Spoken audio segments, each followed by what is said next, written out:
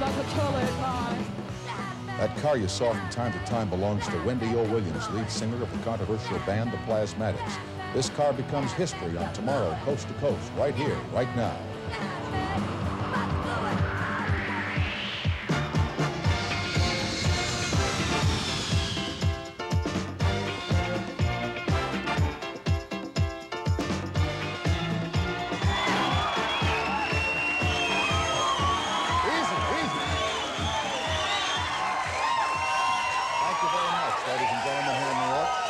Easy now. Thank you all for being with us across the country tonight. Now, tonight, go Tom, right. Tonight is the night that we've all been waiting for. Yeah, right. The last, say it again. The last time that we had Wendy and the Plasmatics here, they did something which I don't think has ever been done on network television before. They blew up a television set, all right, and they sawed in half an electric guitar. Now, at the time, we were videotaping the show here on the third floor while John Chancellor and company were this is why I don't do the news anymore, we're reporting the news down the hall in another studio. And I think in the middle of the stock report that night, we blew up the television set and everybody kind of went like that. So we're doing a little bit later here in New York tonight so as not to disturb the news crew down the hall. Tonight, Wendy is back to play two hits that I know are favorites in your house as they are in mine. And she will join us, Wendy O. Williams and the Plasmatics. We have Mr. Rick Horrow with us tonight. He is an attorney from Miami, Florida, who has been appalled by the accelerating violence in major league team sports. Basketball players who run up into the stands and beat up fans because the fans have been verbally abusing them. Hockey players who slam their sticks down and then encounter each other in great fights on the ice. He wants some kind of national regulation to stop what he feels is excessive violence in major league team sports, and we'll talk to him. We have the Reverend Rex Humbert here tonight, who will give the benediction when everything is all said and done. He is a television star and he is a preacher. He is a pioneer in broadcast evangelism, and although some people find television preachers questionable in many cases, Rex Humbert says that Pray TV is the best and fastest way to spread the word of the Lord. As a matter of fact, he is quoted as saying that if Jesus Christ were alive today, he would be on television. We will continue with the Plasmatics and all that other stuff right after these announcements. Thank you all for being here. We'll be right back. All of us who watch Major League team sports from time to time on television or at the field houses or stadia know that there are fights on the fields and on the basketball courts, skating rinks that often get out of hand. There is no question that violence on sports is on the upswing, and although people don't know why in many cases, there are efforts now to try and control it. Joining me tonight is Mr. Rick Horrow, who is an attorney from Miami, Florida, who thinks it may be too dangerous on the fields, the skating rinks, and the basketball courts, and he wants some kind of federal law to stop the violence. He is testifying before a congressional committee which is now contemplating a sports violence bill or a sports violence control bill, if that is in fact the proper terminology. Would you please welcome from Miami, Mr. Rick Horrow. Rick?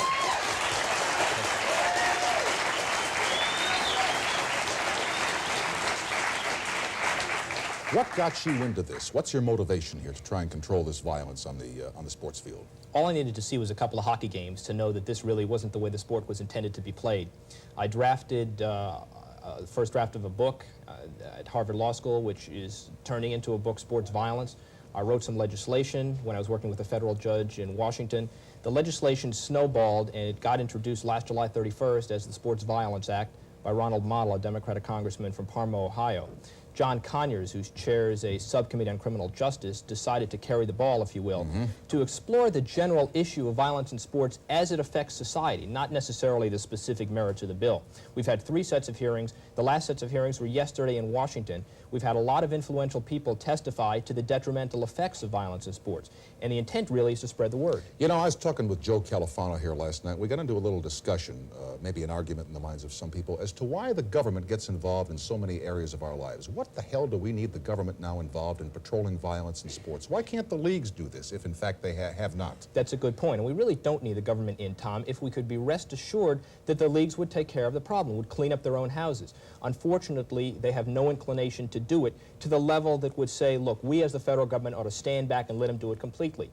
There are people who say that the hockey establishment, for example, is too wrapped up in the notion that violence sells tickets to do anything about the problem. But even if they did, there are those certain severe incidents that we may see on the film later that you really can't have the leagues take care of. You really need some symbolic federal intervention that says, if you don't clean up your own houses, then we'll do it for you. All right, let's draw the line somewhere. You and I would agree that there are arguments in team sports. There are moments of friction. There are times when there are going to be altercations over an umpire's call or a referee's judgment, or teammates emptying benches to protect their own their own teams. Where do you draw the line here as to what is part of the tumult of sports and excessive violence? That's the key. The key is to find the line separating normal, aggressive, part of the game behavior and behavior that doesn't belong in any organized sport. Behavior where an athlete steps out of his role of sportsman and into a role of criminal.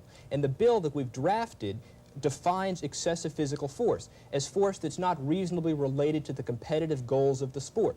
So you as a sportsman and a sports fan know intuitively what is related to sport and what is not. But would you ever get players, if that were to come to a lawsuit, to go and testify against each other? I don't That's one of the problems. It's like the medical conspiracy. You really don't want to rely on one player to testify against someone that he's going to play against next year. That's the problem. You need someone else to control it for them. What kind of legislation are we looking for here? What kind of law can you pass that's going to control this sort We're of trying to draw a clear line that hopefully will never be enforced.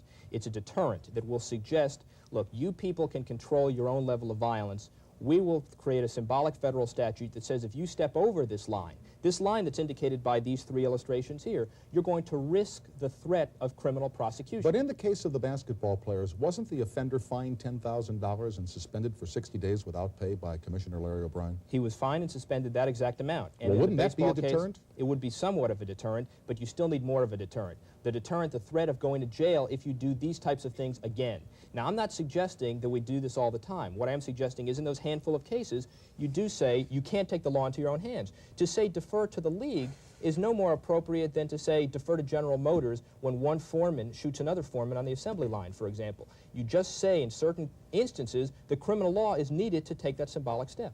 But doesn't criminal law apply now in certain cases? And for example, I can't remember the name of the football player who was paralyzed for life. And Stingley, Darryl Stingley. All right, Darryl Stingley. Well, see, local and state assault and battery laws could do the trick if they were written with other than street crime in mind. Jurors who have had these cases before say, we find this this terrible. But we can't convict someone with a statute that's written with rapes and muggings and that type of idea. The key is to get the word out. What I'm doing is hoping to have more and more hearings. I'm doing a speaking tour with EWI, dealing with this on college campuses. I'm doing other things to try to get the word out. Probably speaking at no charge on those campuses. I'm doing a lot of different things with these. Yes. These issues. A lot of different things. That's right. Not for a second do I doubt your good intentions here, but do we need to get the government involved in one more area of our lives? I'll tell you what.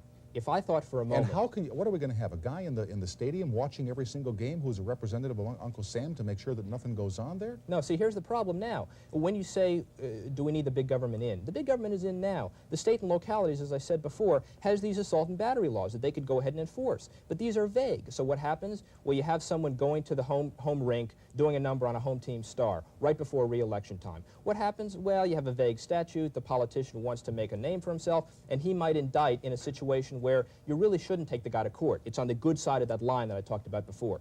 If you have a clear federal statute, then what you have is a clear, defined line that the federal prosecutor will say, well, here's the criteria. It fits or it doesn't fit. If it doesn't fit, then it's part of the game. We let the league take care of it. If it does fit, then we go ahead and indict, and then the jury can convict. If it's reasonably related to the game, the athlete will have no worries under this bill. Have you talked to players about this? If you have, how do they feel? Well, they feel like you do, or like it sounds like you do, initially negative. But more and more when we make the argument that if a player plays by the rules, he needn't worry about being hauled into court under a clear statute, then they say, yeah, I understand what you're talking about. But it's a long uphill battle. Chances of passage? Not very good.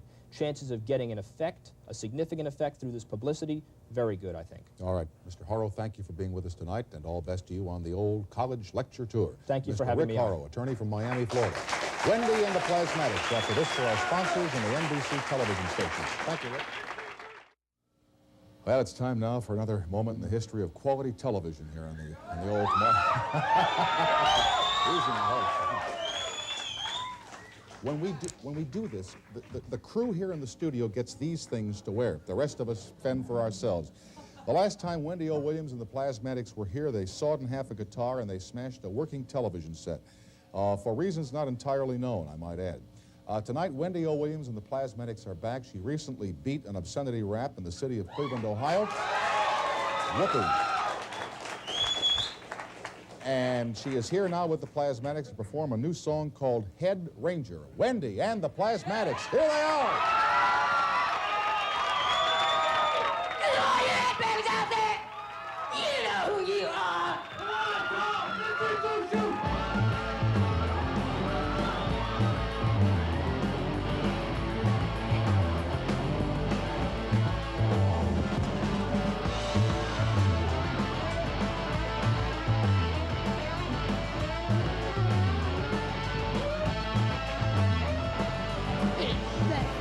You got your friends and Johnny, banger. He got his and Johnny, banger. He got his best gear, banger. He was the only one, you know, how to get your cheetahs covered. You know, how to get your cheetahs covered.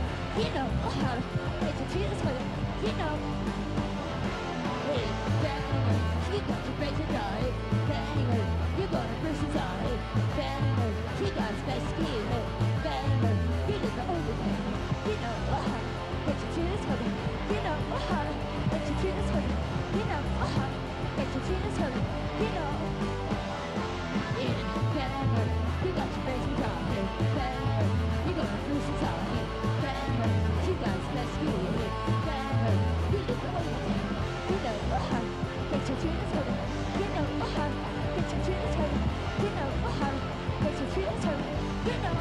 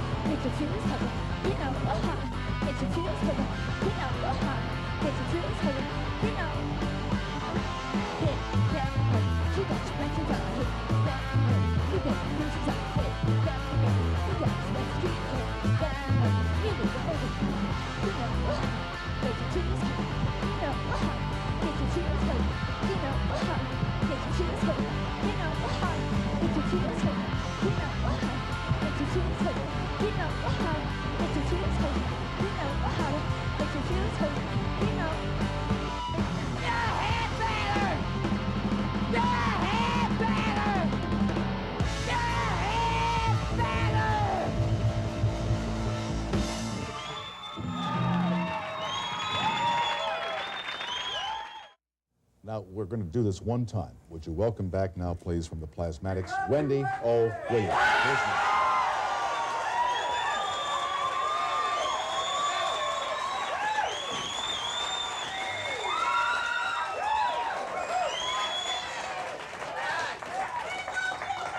Wendy loves you all back, all right? Now, the last time you were here the night after, I said to the audience, and maybe you heard about this, that I thought, you know, after you blew up the television set and sawed the guitar in half, I thought of all the people who maybe don't have the money to buy a television set. I thought of all the people who maybe wanted to buy a guitar, kids who want to learn how to play.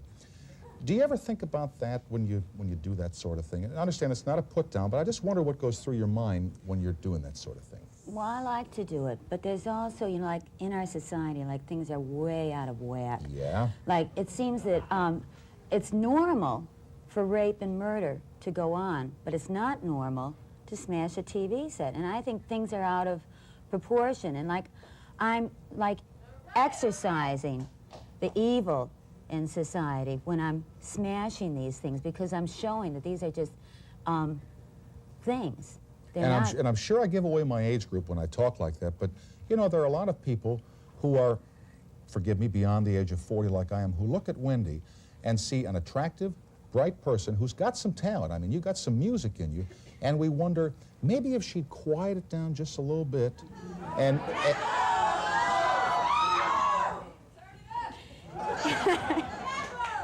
we'd understand a little bit better. But maybe your audience would widen a little bit. Well, you know, like, I mean, I think music is infinite. You know, like, I feel that we are communicating, sometimes even without words. You know, like, it does work. You don't mind I park my car over here, do you? No, not at all.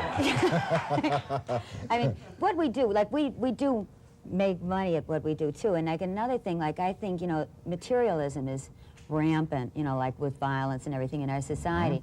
And the only way you can really not let money rule your life, not let materialism rule your life, is be able to flush it down the toilet.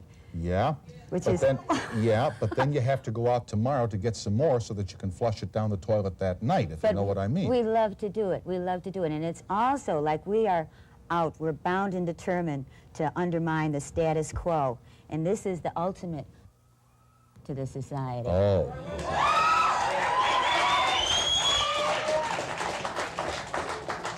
Now, did it make you happy to say that? Yeah. Okay. Made me feel You really see, good. society has been worked over for a long time, and it will continue to be worked over because there are going to be people coming after you who might want to work you over. That's right, sir. What I'm getting at here is that as you become more successful, and as you sell a lot of records, and as your concerts sell out, how do you make certain that you don't become a member of what you now call the establishment or society? Well, You know, I mean, there have been a lot of acts that have, you know, kind of thumbed their nose at the establishment, but as they began to become successful and got the money and got the cars and the houses and the TVs, they kind of settled very comfortably into society. we hope to create a change. Like this year we're starting a new school for boys and girls. It's the alternative school. It's the alternative school for boys and girls, and we're starting that. And we hope to change things here. Now, at my peril, I will ask what OLGC stands for. It means down on your knees and pledge your allegiance. Oh, to? Plasmatics. Can I No, it's to yourself, to yourself, really. Like we really, like there's pluralism and there's fascism. And everybody has the same cosmic, same energy. Everybody has that. And everybody should have the right to express this energy. Mm-hmm. And this is pluralism. Okay. Like the rest of this junk is fascism, when somebody wants to beat you over the head to make you do what they want you to do. And this is what we're against. We're out to stomp that out. Okay, okay. I'm going to assume, I don't know where you grew up. Was it in the eastern part of the United States, south, or wherever? It doesn't make any difference. Right. Okay, any town, USA, really. But at one time, there was a little teeny tiny Wendy who was 3 years old, right? And she was a little tiny girl, and she had a mommy, and she had a daddy, and they said, you'll do this, and you won't do that. And she went to grade school, and she went to high school, and she might have gone to college, I don't know. And somewhere along the line, she got thoughts in her head that we have to, give society the old ultimate 1-2, and that there's fast. When did all this happen when did little teeny tiny Wendy become Wendy O. Williams? When did you... I've always been like this. I've been like this all my life. I mean, this is just, I can't help but do what I feel, and I can't help but encourage other people to do what they feel. I mean, I really get a release and a relief when I do these things, and when it works, like for our fans, they get a relief and a release too. And I mean, this should be, everybody should have this opportunity, because when everybody holds things in, the more you suppress things and the more you repress things, all you do is create more violence. And out of this boredom, comes the violence, and comes like the assassins and the real sickies in our society. Well, okay, I'm having a little trouble following. When you blow up a television set, that doesn't cause violence, but the other people who beat up people do. I mean, they do too, but do you ever think maybe you're causing some violence? Well, I'm basically a pacifist, I'm not, I would hit somebody if they hit me. Sure, me too. But yeah, I'm me not, too. I'm out to do things peacefully. These things have no life. These are, you know, like I feel like I'm showing this is materialism, this is, these things are not God. If something has life, there must be some better way. But have you to ever work thought it out. about maybe just bringing out a television set and giving a little kiss? You know what I mean? Instead of... Come on, Tom, let me have some fun. Since you were here the last time, what did people say after you were on the show the last time? Did you get a good reaction to that? Yeah. All right, Yeah, well, I did. We'll see what happens a little bit later on. What's the name of the song you're going to do for us later on with the car? We're going to do Master Plan, and that's off our brand new album, Okay. Beyond the Valley of 1984. All right, Beyond the Valley of 1984. Wendy O. Williams and the Plasmatics will return. Thanks for coming back tonight, folks. We'll see you soon. Now sit down. All right. We will continue right after these announcements. Next up from New York, a gentleman who is seen by millions of people, not only in this country, but all around the world. He appears on more than 600 television stations. He is a man who has been called television's heavenly host and one of the pioneers of television evangelism. Would you please welcome from the Rex Humbard Show, Mr. Rex Humbard himself. Reverend Humbard, welcome, sir.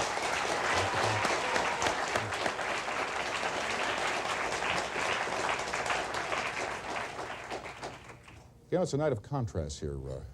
May I call you Rex? Sure. Sure, you, okay. Everybody does. All right. Wendy and the Plasmatics and the Reverend Humbard. What did you make of what you saw there? Well, the thing of it is, probably Wendy has never heard of me. And at the same time, that's the first time I ever saw Wendy or the Plasmatics. That's what you call That's it? what they call themselves, yep. I'd never seen them before. Okay. Do you think that they might be appearing on the Tower of Power or at the Church of... Cathedral of Tomorrow, you mean? Cathedral of Tomorrow? No, I don't think so. I don't think that, You're an honest man, sir. I don't think they would want to, but however, may I say this? I'd be very glad to meet these kind of people, all kinds of people, because I've never met one person in my life that I didn't love. And I found out many years ago when I dedicated my life to Christ that in order to love people, we had to overlook this outside surface. And I believe that a person has a spirit or a soul, and that's the eternal part, and we love souls. We don't love the outward appearance or what's going on outside. We love the individual. Well said. Let me just add one thing. Christ, when he died on the cross, had nails in his hands, but he prayed for the people who drove the nails in his hands. And only one way he could do that, to have an eternal soul, and he loved their soul. And I try to act like that. We live in an age where religion is more and more a part of our lives on television and in the press. I speak about the articles involving the moral majority, Reverend Falwell. We've been through a period now where on the one hand people were saying God didn't hear the prayers of Jews. We've heard some religious leaders, television evangelists, not yourself, say gays, homosexuals are not real people in the eyes of the Lord. Doesn't that kind of talk really hurt the thing that you and others are trying to do? What really hurts me is not so much the outward, but we stand for a certain thing, that to love our fellow man, do unto others as you would have them do unto you, thou shalt not lie, shalt not steal, which seems trite today. But these are basic principles. Now we have a lot of people who say, I believe in God, but at the same time, they're not practicing these principles of love. They're showing hate to their fellow man because they don't understand them or don't go to the same church or something. And it's kind of like a doctor coming in and prescribing a prescription for me to get well if I was sick. And I'd sit it up on the table and everybody'd come in. I'd say, Tom, look here at this medicine, it's supposed to make me well, and never take any of it. Now, we've talked about God in America, but what concerns me more than anything else, if we're going to really have faith to live by, let's kind of practice that faith. And I'm not talking about perfection, but I'm talking about trying to get along with a man and his wife, his children, his next door neighbor, and then pray for those that you don't understand, not hit them over the head, so to speak. In other words, it would be nice if some members of the Christian Army would stop shooting the wounded, huh? I think you're exactly right, and I think we ought to spend more time. Now, I have never entered into the area of politics, and I don't intend to, because my leader was Jesus Christ, and when he came, the Roman Empire ruled with an iron hand, and never one time did Christ ever preach a sermon against the Roman Empire, because he was trying to help individuals. And I'm not one for leading a big parade down the street, let's say for people that are hungry, and at the end of the parade no one got fed. I'd rather give one individual a loaf of bread or help one individual than to be the head of some big parade. people often criticize television evangelists who live very well, and most of you do that. You have nice cars, you live in comfortable homes, I think you have an airplane at your disposal.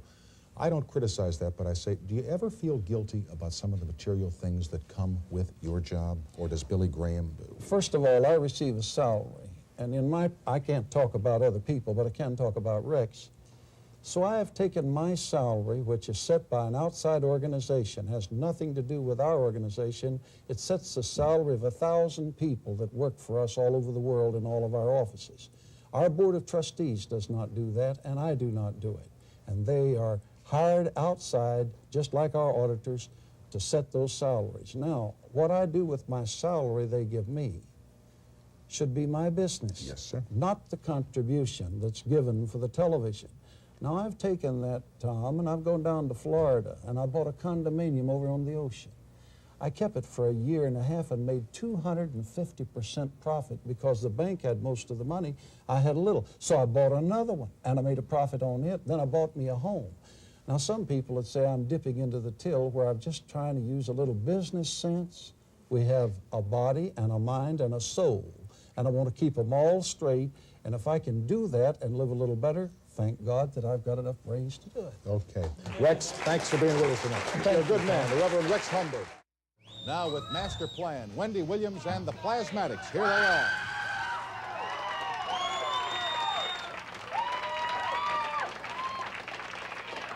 1, 2, 15, so shoot!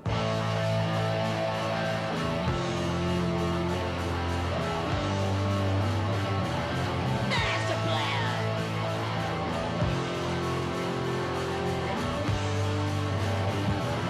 Master Plan!